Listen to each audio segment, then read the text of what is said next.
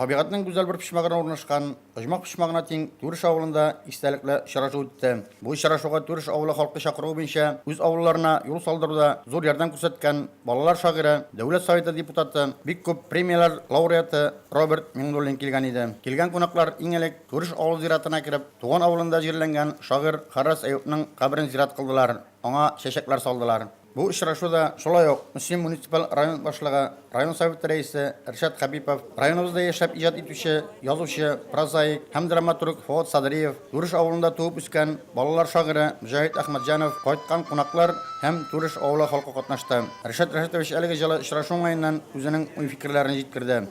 Менә шундый кешеләр бу якта яшәгән икән, ул тикмә генә түгел, табигатьтә дә, авыл халкы да, авылы да менә шундый матур сүзләр яза торган кешеләрне барлыкка китергән. Чын күңелдән сезне мин бүгенге очрашуга килүегез белән, чын күңелдән сезне күрешү белән куанам, шатланам, сезгә сәламәтлек телим.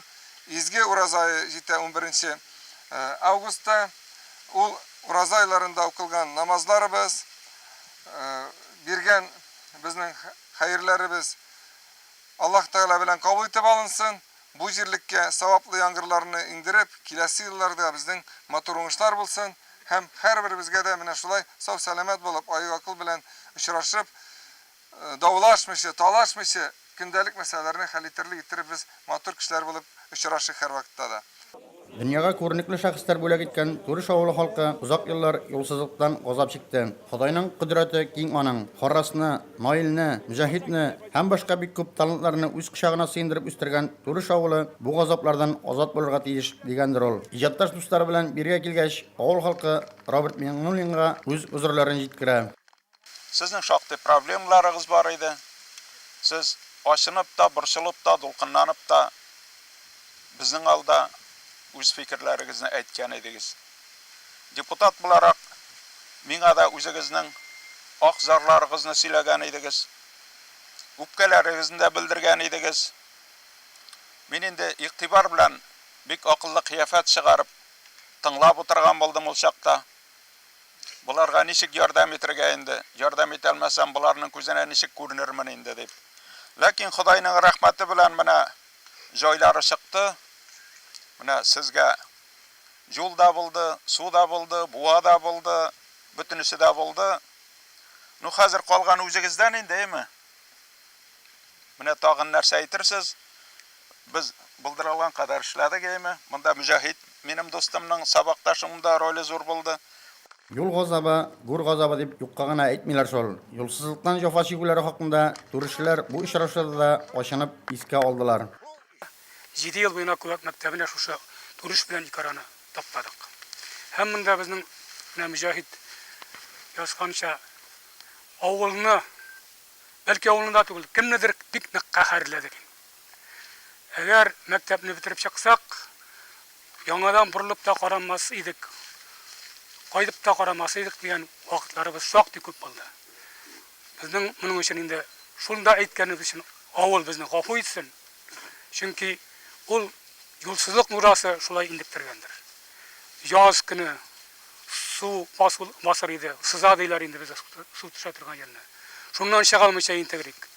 Каршы алырга әтиәниләр килде. Анда да барып батыр идек. Кыш көне буранда машиналарда йөри алмый, тракторда йөри алмый, батып калыр иде. Менә Леруновый монда алдыбызда, аның да тракторы шунда батып калыр иде, 54 тракторы. Авылларын юллы итүдә күрсәткән ярдәмнәре өчен Роберт Миңнуллинга һәм район башлыгы Ришат Хабиповка түрешләрнең рәхмәте шиксез зур иде. Соңгы дәврдә район башы булып эшләде иптәш Хабипов.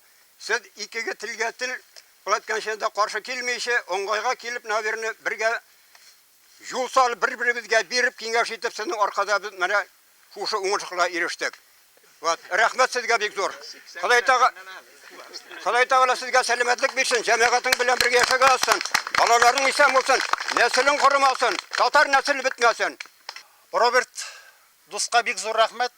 Безнең районыбызның җитәкчесе шушы юл мәсьәләсендә генә дә инде 3-ме 4-нче мәртәбә халык белән очрашуга килде. Менә бит кеше белән кеше арасында аерма нинди. Әгәр бүген Ришат Рәшитович урынында башка кеше булса, башка җитәкче булса, Роберт Миңнуллин урынында 2 дәрәҗәдәге Миңнуллин булса да, бәлки бу юл төзелмәгән булыр иде. Алар Лерон аби әйтмешли, икесе бергә уртак тел таптылар. Кирәк икән халыкка, кирәк бу төзелсен. Әсәрләрендә һәр яклап авыл тормышын яктырткан язучы Фуат аби да авыл халкы өчен куануын белдерде. Бу безгә яза торган кешеләргә, гомумән халык белән идарә торган кешеләргә, идеологларга ни дәрәҗәдә кеше күңелен аңларга кирәклеген, аңа игътибарлы булырга кирәклеген әйтә кебек.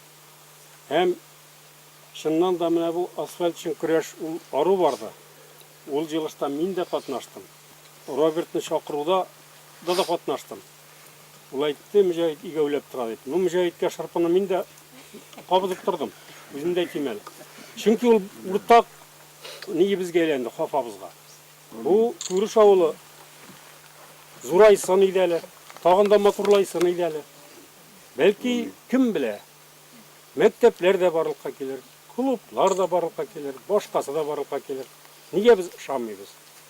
Тормышыбыз алга бара безнең. Без хәзер тамагыбыз тук безнең. Безнең калды рухи кыйммәтләргә ирешү. Мин шушы юлда сезгә уңышлар телим, күңелләрегез тыныч булсын иде, киләчәгегез матур булсын. Бу очрашу Түреш авылы халкы өчен зур бәйрәм булды. Авылның шифалы чишмә суын ичеп, саф һавасын сулап үскән Мөҗәһит абый үзенең улы һәм оныклары белән авылдашларын сихри Тальян һәм Курай моңнарына күмде. Роберт Миңнуллинның үзе язган шигырьләрен укуы нур өстенә нур булды. Тагын килдем Мөҗәһитнең харрасының турышына. Бер очрашып сөйләшергә, хәл-әхвал белешергә. Сез һәр чак күңел турында, и газиз турышларым. Сезгә килсәм искә төшә үземнең илешләрем. Сез дә миңа бик кадерле, яшим сезне сагынып. Кайтасым килә Түрешкә былбыл кебек кагынып. Түреш гади авыл түгел, шагыйрьләр туган авыл. Җыр белән дә, шигырь белән, моң белән тулган авыл. Харрасыбыз да шушында, Түрешнең моң сагышы. Түрештә моңлырак бугай, гомерләрнең агышы. Түрешнең сандугачлары талларга куна торсын. Сандугачлар сайрый торсын, шагыйрьләр туа торсын. Башкаларга үрнәк булсын эшләгән бер эшегез, очрашыгыз, күрешегез, бар чакта түрешегез. Сезгә тагын нинди генә игелек кылыйм икән? Әллә инде мин дә сезнең улыгыз булыйм икән? Әлеге очрашудан авыл халкы күтәренке рух